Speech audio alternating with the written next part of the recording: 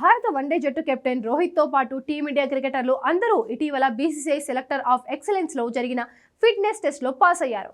కానీ విరాట్ కోహ్లీ మాత్రం pre season fitness కు పరీక్షకు హాజరు కాలేదు. దీంతో కోహ్లీ ఫిట్నెస్ టెస్ట్ కి అవసరం లేదా, ఒకవేళ ఉంటే ఎప్పుడు అన్న ప్రశ్నలు తలెత్తాయి. ఐపీఎల్ తర్వాత విరాట్ కోహ్లీ ఎలాంటి క్రికెట్ ఆడలేదు.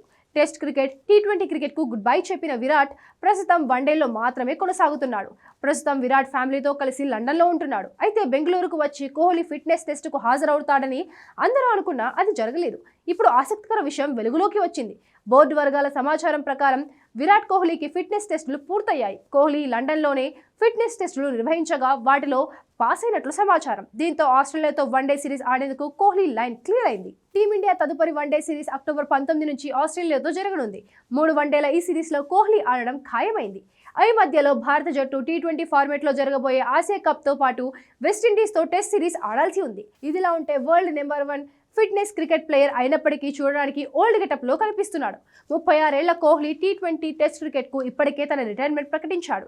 2027 వన్డే వరల్డ్ కప్ తర్వాత అంతర్జాతీయ క్రికెట్ కు రిటైర్మెంట్ ప్రకటించే అవకాశం ఉంది.